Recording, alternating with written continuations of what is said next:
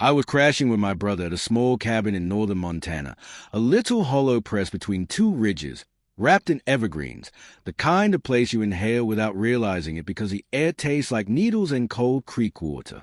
Johnny and I practically grew up outside, so trips like this were our version of normal. Cook on cast iron, tramp around on whatever trail feels right, and see where the day opens up. The drive up took it out of us. We promised ourselves that the first day would be lazy, just let the forest settle around us, listen to the wind slip through the firs, and not wander far. Around late afternoon, maybe 5:30, Johnny stood, stretched, and said he'd get in a quick walk before the light disappeared. He didn't grab a pack, no water, no jacket. That told me he planned a short loop. I gave him a half-conscious, all right, from the couch near the fireplace and sank back down. Most of the driving had been mine, and I was in that warm, drowsy zone where the crackle of fire is a lullaby. Dusk arrived the way it does in the mountains, fast. The cabin dimmed, shadows thickened, and soon the room was mostly fireglow. That's when I realized Johnny hadn't returned. A short walk shouldn't run into full dark, not without a headlamp or even a phone light. A nerve pricked. I stood, pulled on my day bag, clipped on a headlamp, grabbed a flashlight for good measure, and stepped onto the trail. Bears were my first worry. This is a country, not ours. Every rustle sounded heavier than it should. But the farther I went, the more the feeling changed. The fear shifted from animal to human. There's a particular kind of silence that feels watched, like air holding its breath. I kept glancing behind me, expecting to catch someone slipping behind a tree. Nothing. Only the black shapes of trunks, the silver thread of the trail, and my breath. About 10 minutes out, a beam flickered ahead and resolved into Johnny moving downhill toward me. He wasn't running, but he had that purposeful pace people get when they want distance between themselves and whatever's behind them. His face was tight. We both started talking at once, me with what happened, and him would turn around. We're going back. We didn't stop until we'd reached the cabin, yanked the door shut, and stood in the half-orange light like with Outron weather. Johnny dropped it in a flat voice. Someone had been watching him. A man. He'd first noticed the shape between branches, then the stare. As Johnny kept walking, the figure shifted trees to keep sightlines, patient and deliberate. Johnny didn't want to lead the guy to the cabin under daylight eyes, so he looped around, stalled, and used the dark as a screen.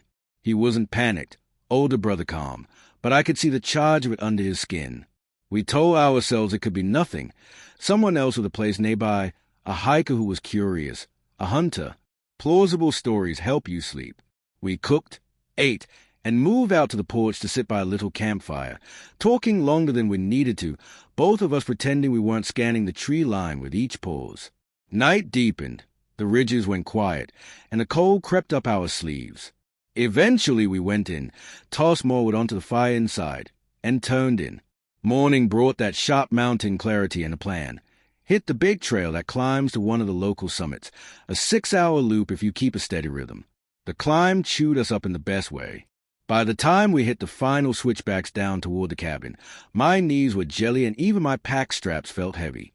Johnny let his bag fall inside the door and said, "Shower," already moving down the hall. I took the couch, listening to the quiet and the tiny clicks a cabin makes when it cools. Somewhere in the haze, yesterday's image of the watcher slid back into my head. I stood, pulled the curtain aside, and scanned the trees. Nothing but green and shadow. The unease didn't lift. If anything, it got heavier, as if the room itself knew something I didn't. Minutes went by. The place should have been filling with the water pump's buzz by now. It wasn't. "Johnny." I called. Silence. I walked the hallway, knocked lightly on the bedroom door, said his name again. Some instinct told me to move slowly. I eased the door a few inches. Through the slit, I saw Johnny, kneeling in the corner, eyes wide and fixed on me, barely shaking his head.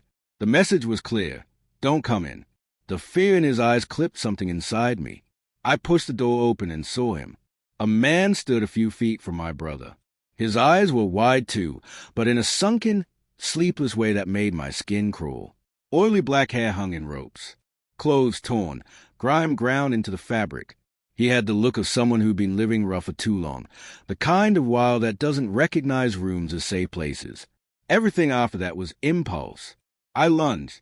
Only when I was nearly on him did he bring up a gun he'd been holding low at his side. I hit him shoulder first.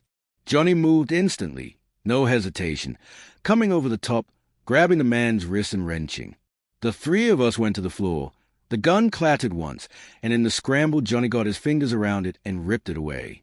The man screamed, not words, but raw, tearing sounds, scratching, bucking, trying to twist free. He was stronger than he looked, or maybe just desperate. We fought him down, the breath burning out of us in ragged pulls, and held him there, my forearm braced across his chest while Johnny pinned his arms. Even then, he kept thrashing. We had to get out. Johnny, heavier and stronger, told me to prep the car. I sprinted, grabbed our bags, still half-packed from the hike, threw them in the back seat, turned the key, and left the engine running. Back inside, we scavenged rope, a belt, anything that could buy us 2 minutes. We cinched his wrists, improvised knots, yanked a blanket into a makeshift binding to hold his legs. It wasn't elegant, just enough to slow him. Johnny took the gun. We backed out, shut the door, and were in the car before the reality of what we'd just done caught up to us. As we rolled away, the cabin's windows flashed firelight. Even with the doors closed, we could hear him, those unhinged screams filling the timber as a distance swallowed them. Out on the main road, a few minutes brought service bars back to life. We called it in. By the time deputies reached the cabin, he was gone. The bindings we'd knotted were scattered on the floor like shed snakeskin. No sign of him in the trees. No fresh tracks they could trust. Just the story we told and the gun we handed over. On the drive, Johnny explained the first moments. He'd gone into the room to grab a towel, turned, and there the man was, gun leveled, voice low and urgent, telling him to call me into the room. Johnny refused, knowing luring me in would be a trap. That's when I opened the door anyway, blind to the setup. We still talk about how insane it was for me to tackle someone holding a firearm. I don't have a neat explanation. The body moves faster than the mind sometimes. Maybe that impulse saved us.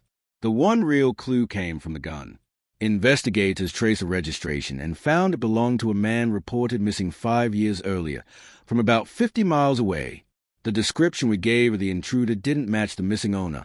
Wrong build, wrong hair, wrong face. Best guess? The man who attacked us had taken the weapon from that missing person, and whatever happened back then hadn't ended cleanly. It's been impossible not to run the what IFS. If Johnny had called me into that room on command, if the gun had come up a fraction faster, if we'd hesitated instead of charging, those thin edges could have been the difference between telling this story and becoming part of someone else's unsolved one. In a different version of a night, where the name's on a report and a family 50 miles away is still waiting to learn where their person went. We didn't sleep well after that, and for a while, any creak in a house felt like a footstep. But the lesson stayed with me. In the wilderness, you prepare for bays and storms. You don't expect to meet someone who treats locked rooms like open fields. And sometimes the scariest thing in the trees isn't teeth or claws. It's a pair of eyes that never look away. In 2016, I pointed my car toward a place I'd only ever heard about in my dad's stories, a cabin he built in the woods outside the little town where he grew up. Calling it a town was generous now.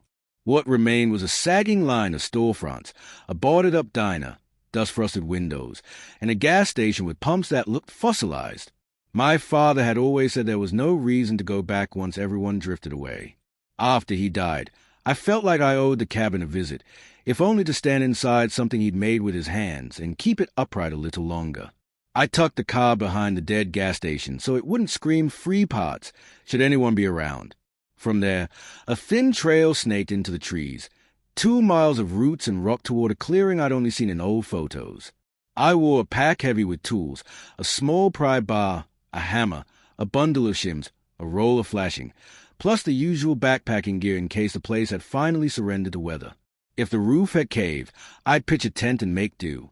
The cabin was still there. Vines had climbed the logs and faded the corners green. The door had no lock, never had, by the look of it.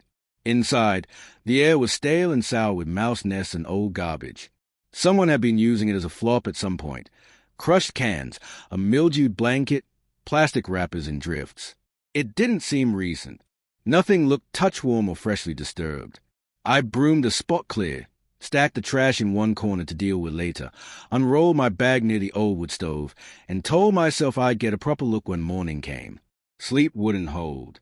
I kept dropping into it for half an hour at a time, waking with that tight, wrong feeling, like I'd left something on the stove or a door ajar in a storm.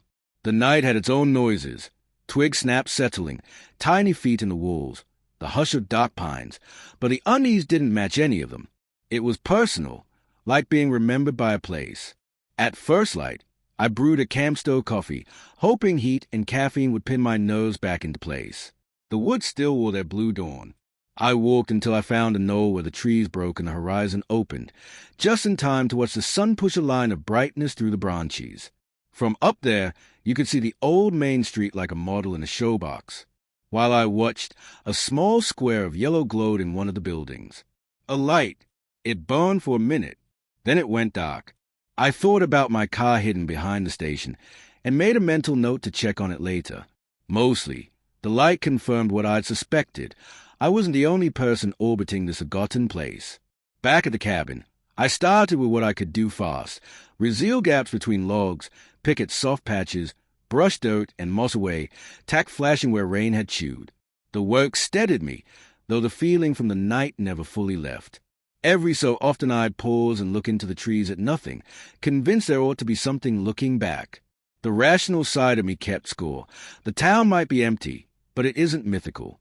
A hunter passing through, a stray camper, a bored teenager from a county over, those possibilities existed. Yet each time my eyes touched the dark between trunks, the sensation returned like a hell breath. The sun slid behind the ridge and the clearing turned the color of old pennies. I went inside and tested the iron stove. It sighed to life like an old dog and filled the room with that maple smoke warmth you don't realize you've missed until it's around you. I sat watching the light wobble over the ceiling and let my brain unwind, my dad with a level in one hand, a pencil behind his ear, his laugh, the way he'd trail words off into a whistle when he was thinking. Then the stove crackle got company. Footsteps, slow, measured, grinding through leaves outside the front wall. I turned my head and held my breath to sort the sounds. Not a deer, not a raccoon. Heavier, deliberate. The wood pops suddenly seemed too loud, masking details, and I found myself leaning toward the door to hear over the fire. A knuckle rapped the wood. A man's voice called a name, my dad's name. For a second, everything inside me stalled, as if someone had reached in and thumbed a switch. It didn't make sense and also made too much. I stood, moved to the door, placed my palm against it without opening. When I answered, my voice made me sound braver than I felt. "Who's there?" Hesitation. Then, an old friend of the man who built this place. Was hoping to catch him. The urge to open the door hit me like a wave. I wanted to hear stories, real ones, not mine built from scraps. But some steady part of me held back. There was a question of how he knew my father's name, how he knew he'd find him here, and why he'd show up at full dark. I asked where he lived. He said he was staying down in the old town. I told him the truth. I was the son of the man he wanted and my father had passed. Silence stretched thin across the door. "I'm sorry to hear that, kid," he said eventually, the words careful on his tongue.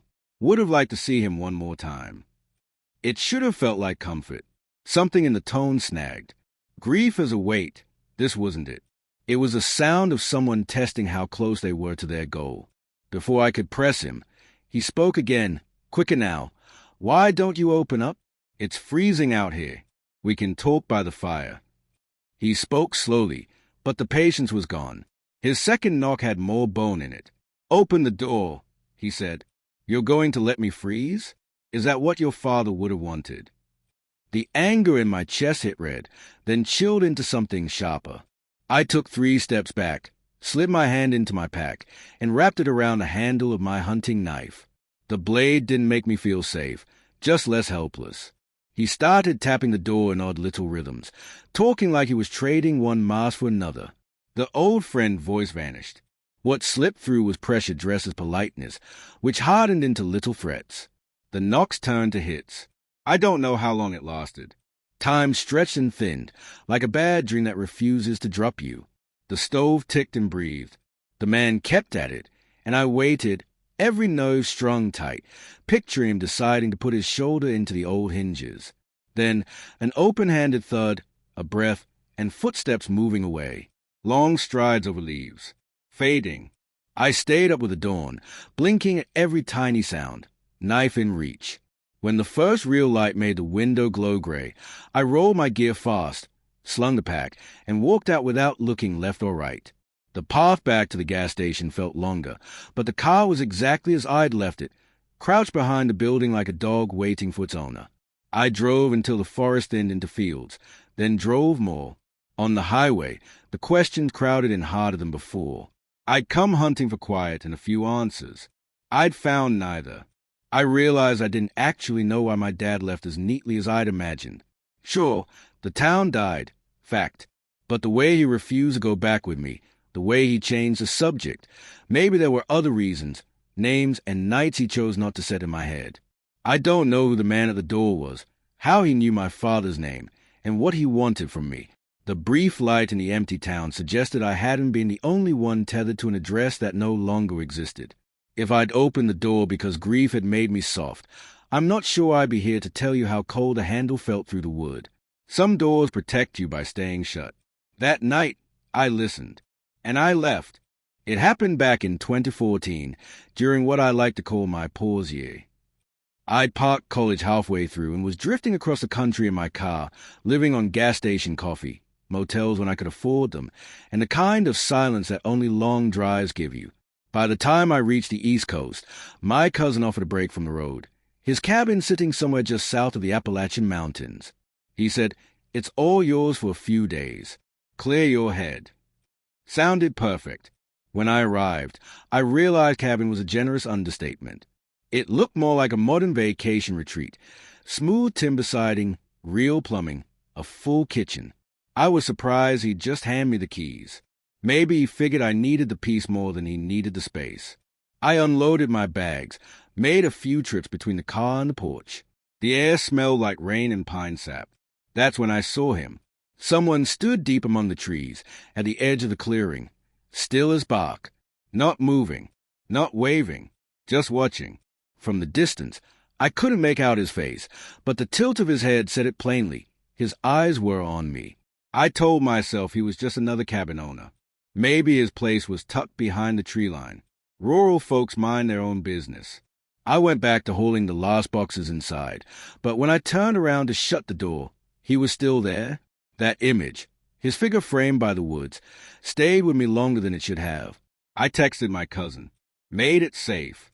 Cabin's great, but there's a guy out here, maybe a neighbor. Then I got lost in unpacking and forgot about the text until it was already dark.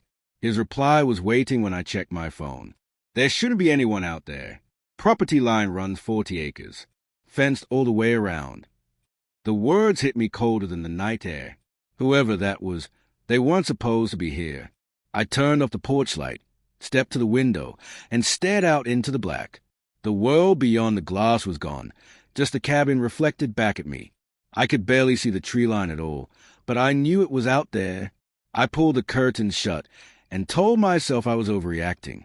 To quiet my nerves, I put on a movie in the bedroom, trying to fill the silence with something that wasn't my heartbeat. It helped, until a flicker of motion caught my eye. Through a tiny slit where the curtains didn't meet, I thought I saw movement, a shape gliding past the glass. I froze. Only my reflection looked back, faint and ghost-like. I leaned closer. Then came the sound. Footsteps, fast ones, running through the grass outside. I lunged to the window, but all I saw was emptiness. The sound faded toward the woods. My fingers were already dialing my cousin before I thought it through. He picked up groggy, confused, told me to hang up and call the cops right then. So I did. Given how far the cabin sat from the nearest town, the officer made good time. But of course, whoever was out there was long gone. He swept the perimeter, shined his flashlight through the pines, then shrugged. No footprints worth following, no sign of forced entry. He said to keep the doors locked and call again if anything happened. That was it. And then I was alone again. Leaving should have been the obvious choice. But the idea of walking back and forth between cabin and car, hauling my bags in that endless darkness, felt worse. So I stayed, Every creak and wind shift turned my nerves tighter. I checked the locks twice, 3 times. I looked out the windows even when I knew I shouldn't. Hours blurred until it was close to midnight, maybe 1. My exhaustion finally caught up with fear. I shut off the lights, locked myself in the bedroom, and told my brain to shut down for a few hours. I must have managed 2 or 3. When my eyes opened, the darkness hadn't changed. I glanced at the clock. 4:07 a.m. too early, too quiet. I sat up. The unease came flooding back like it had been waiting outside the door. I decided I couldn't rest until I'd walked the whole way once, just to prove everything was fine. I flicked on the light. The cabin looked ordinary, with floors, pale walls, the hum of the wind pressing on the windows. I took a few steps. That's when I heard it. 2 muffled thud from the far end, the side with the kitchen and a small study. Slow, heavy, not like something falling, more like someone testing the floor. I froze halfway down the hall. From the dim glow, I could see a flicker of movement in the shadows beyond the last door, a shape shifting between light and dark. It stopped when I did. Then, movement again. The outline slid forward until it became clear, a figure standing at the mouth of the hallway, half-lit, just enough to know it was him. The same stance, the same outline from the trees. Watching. I turned, ran back, slammed the bedroom door, and hit the lock. The silence that followed was almost worse than the sound. My breath was too loud. I pressed my ear against the door, waiting for footsteps. Nothing. Then, soft ones, careful ones, each step deliberate until they stopped right outside. The air in the room thickened. I gripped my phone, wanting to dial again, but the thought of him hearing me whisper froze my thumb. For a moment I thought maybe he'd gone. Then the doorknob turned just enough to click. That was all I needed. I bolted to the window, pushed it open, and climbed out into the night. My bare feet hit cold soil, but I didn't stop. The car door slammed, engine roared, gravel sprayed. I didn't look in the mirrors until the cabin was nothing but dark behind me. By the time police returned later that morning, he was gone. The window latch in the study had been snapped clean off. It wasn't clear if it was old or broken that night. The bedroom door? Unlocked, hanging half open. Those cheap push-button locks, they'd never hold anyone determined, which meant that when I ran, I'd been seconds ahead of whatever came next. They never caught anyone. No fingerprints, no prints in the mud, just a man-shaped gap in the night. The strangest part was realizing he'd been there since the start, long before I noticed him. Watching, waiting. Maybe the cabin wasn't just empty when I arrived. Maybe I'd interrupted his quiet place. I try not to think about what he wanted, what he planned, or how long he stood outside my window before he made his move. I just know this. When I locked that door and thought I was safe, he was already inside, and I left just in time to keep my story from ending where his began.